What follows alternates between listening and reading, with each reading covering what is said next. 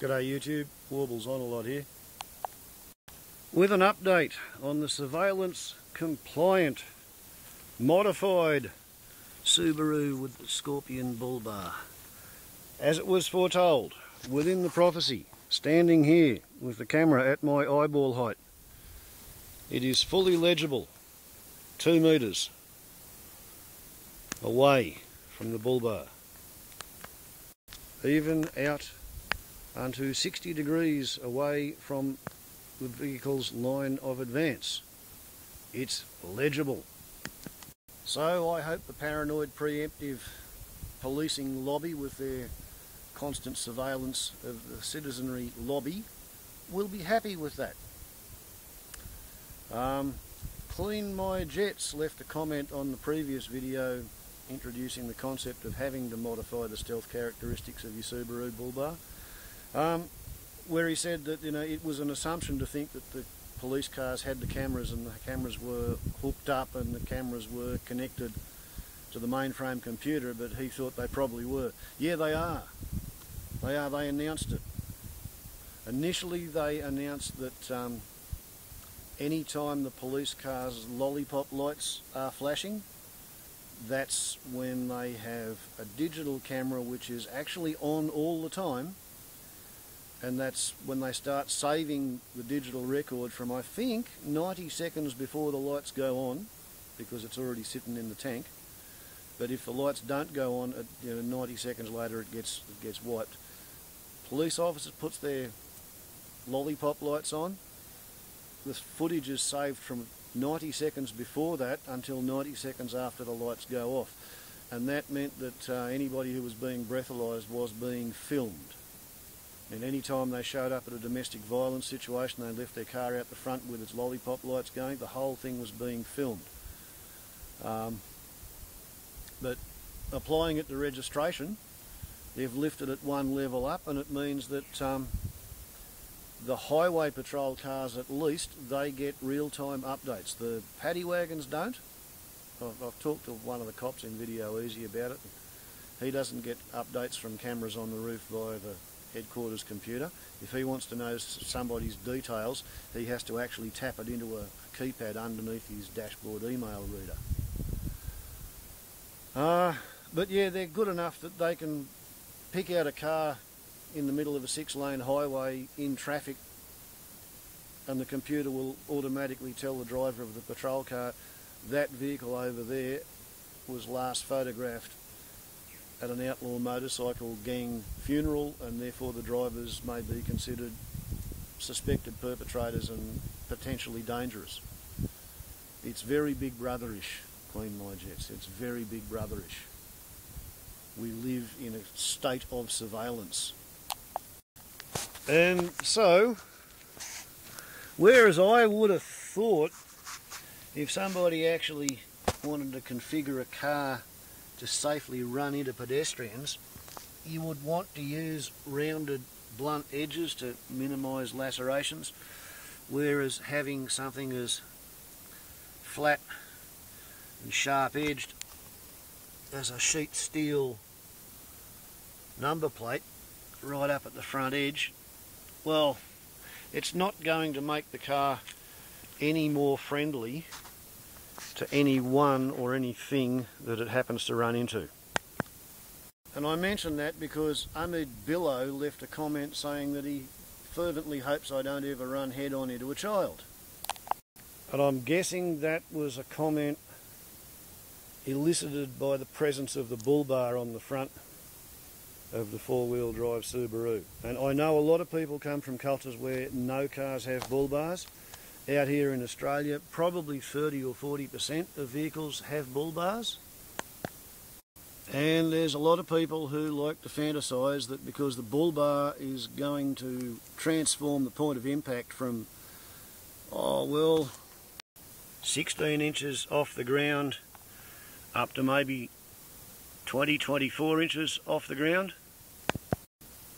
They reckon it's going to throw a human pedestrian forward onto the ground, and therefore it'll do more damage to them, it'll break them up more. In point of fact, you're looking at an awful lot of meat above the point of impact. So what actually tends to happen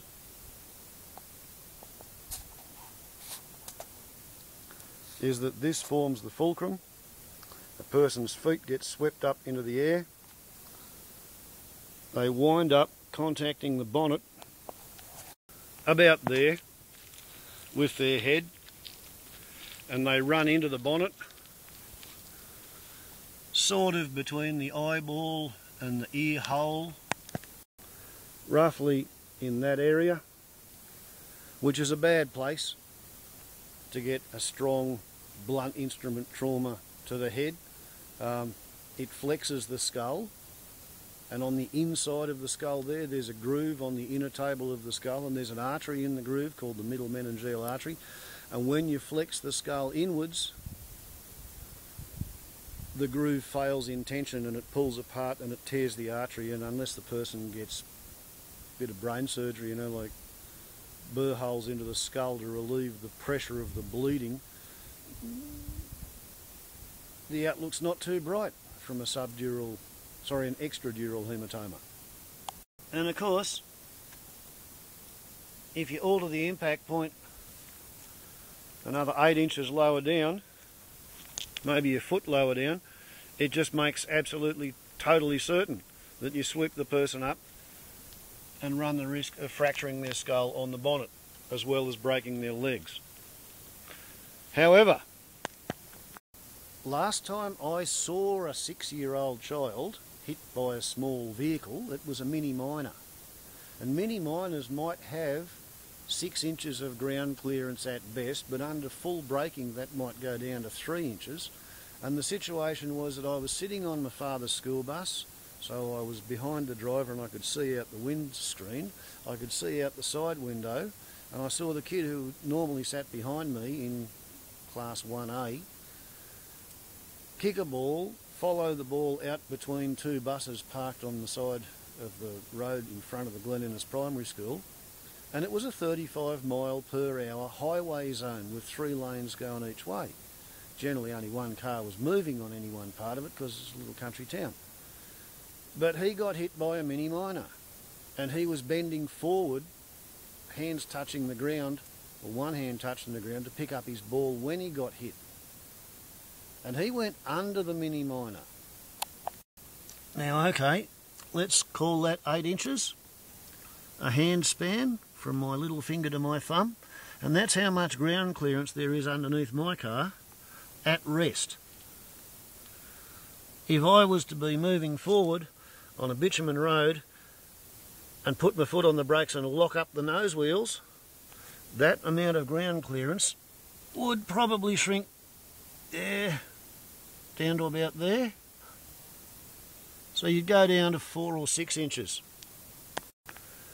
And there's not a lot of room in a 4-inch gap to fit a human being, whether it's a child or not. And there are not many people who would have the presence of mind to not tread on the brakes when confronted by a child suddenly running in front of their vehicle. If you did have the presence of mind and the child was centred properly, then maybe, just perhaps, you'd be brave enough to try and roll over him. I don't think too many people would be thinking fast enough to make a decision.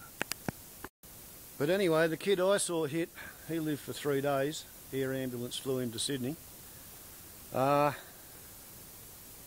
he was hit by a car doing 35 miles an hour. And if he moved 4 feet in 1 second to get out in front of the car from being between the 2 buses, and the car moved 50 feet in that 1 second, which is pretty much 35 miles an hour, it's up around the 50 feet per second, then that sort of explains how come after he got hit by the mini miner and while he was being dragged up the road and while he had one arm sticking up in front of the bonnet, when the mini miner driver's reflexes kicked in and the brake pressures built up and the wheels, front wheels stopped turning and the nose dived down, yeah, I saw the reaction on his fingers as he got ground deeper into the bitumen. That was at 35 miles an hour. When they metricated Australian streets, I mean, first up, council moved the bus pickup into a cul-de-sac behind the school, no longer mixing the highway traffic with the school buses, so they got that point pretty early. But when they metricated the roads in Australia, we went to 60 kilometres an hour municipal speed, which was 37.5 miles an hour. So up the velocity, up the impact speed. A lot of people were getting hurt in pedestrian car impacts. So they dropped the built-up municipal speed limit to 50 kilometres an hour.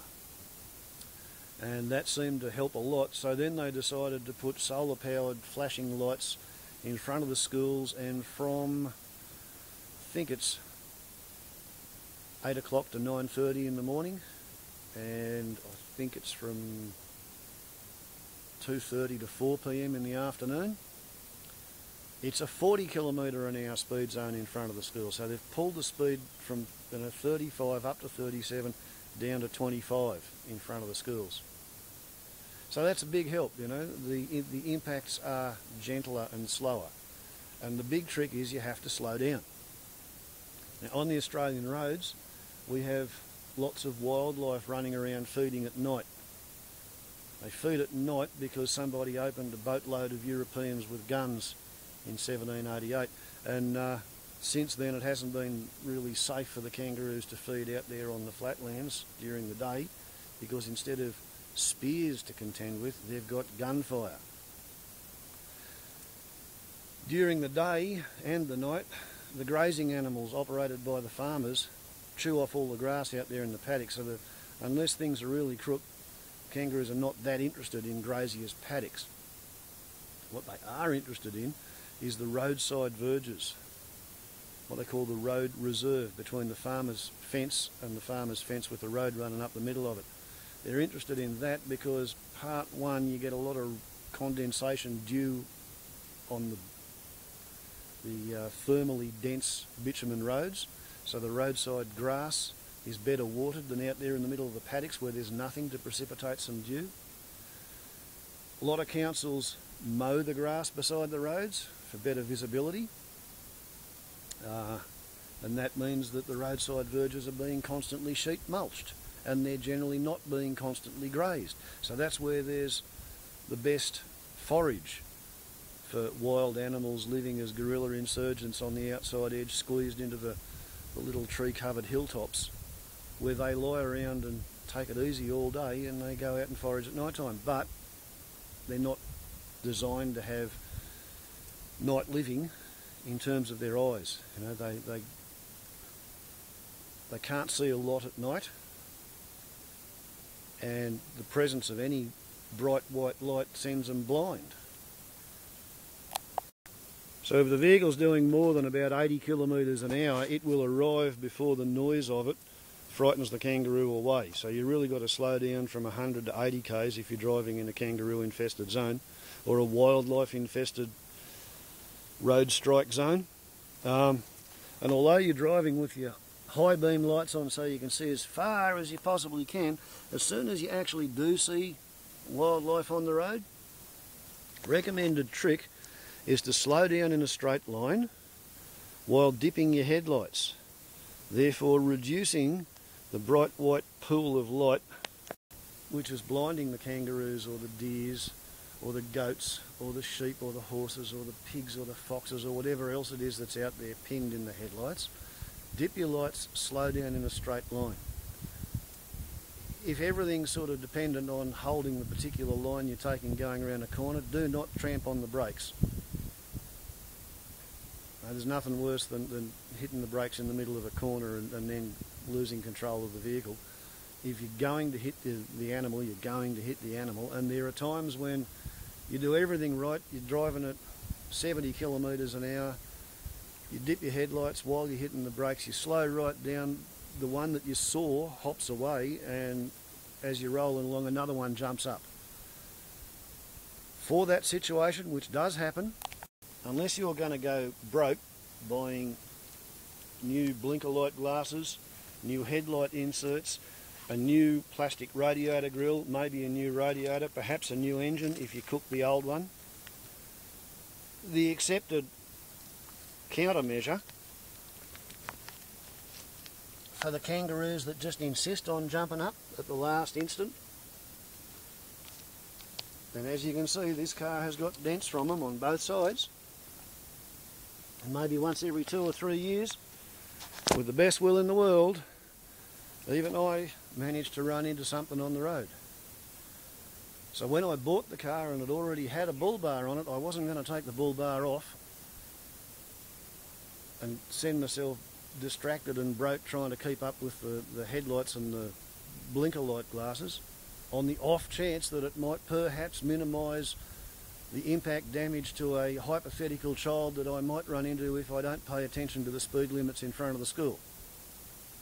So there you are, that's the explanation for the Bull-Bar amid billow.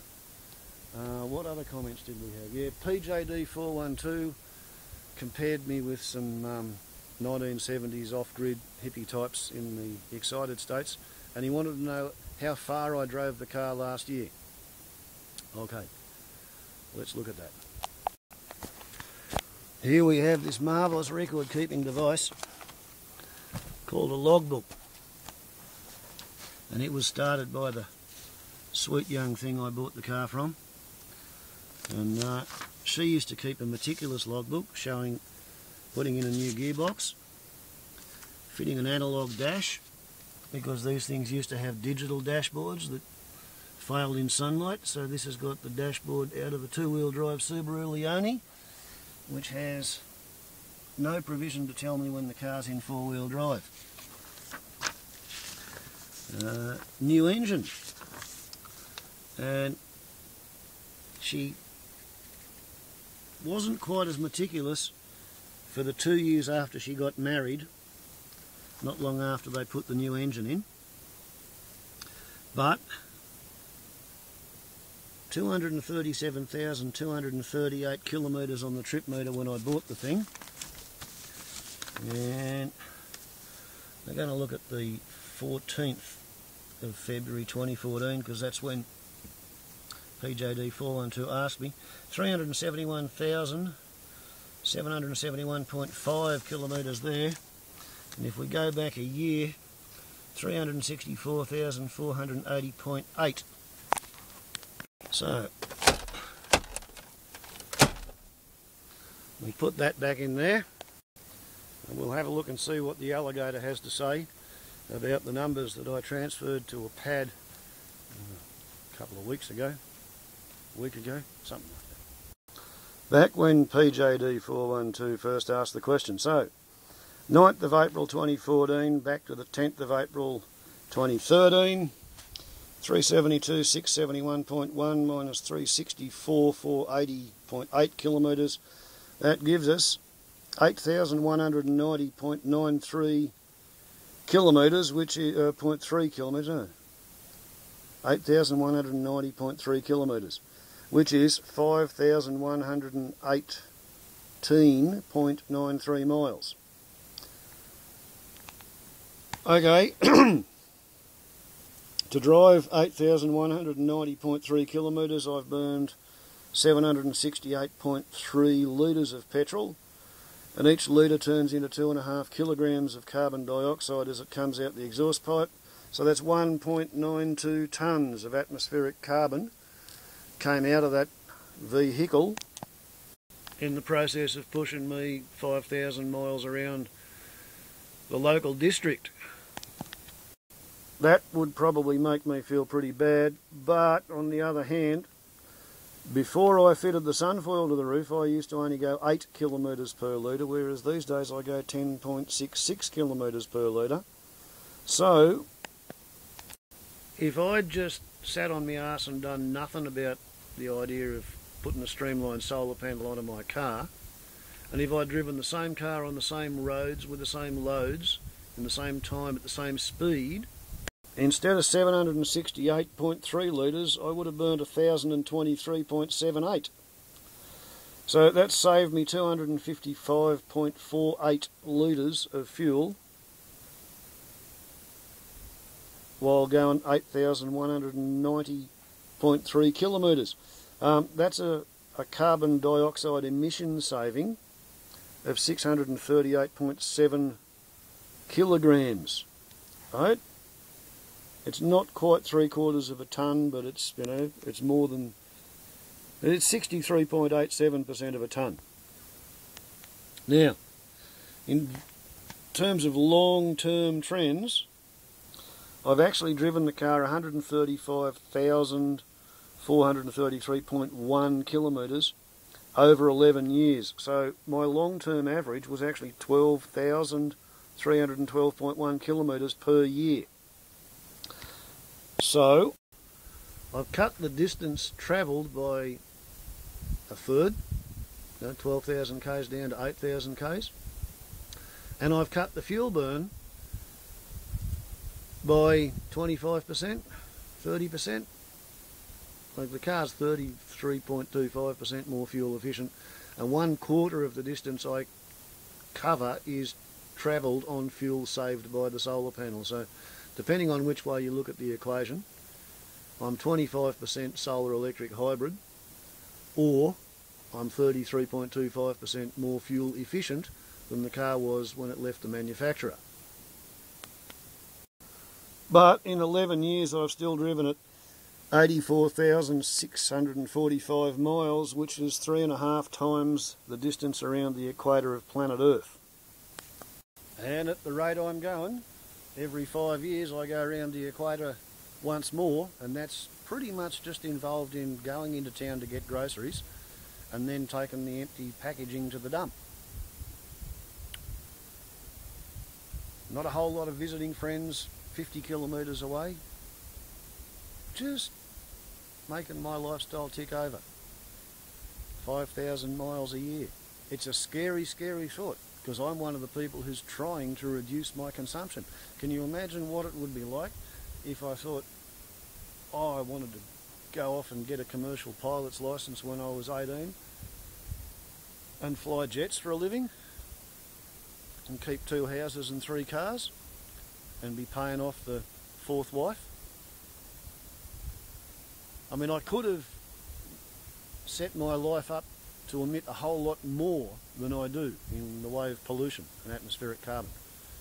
But at least I know what I'm doing, and if you can't measure it, you can't manage it. So therefore, I am trying to manage it, and I think I'm sort of succeeding in whittling away at my consumption and my waste and my pollution and my carbon emissions. So there we have it. The surveillance compliant Subaru Scorpion modification, which is probably no more dangerous to your average pedestrian with or without the Bull-Bar. At least that's my story.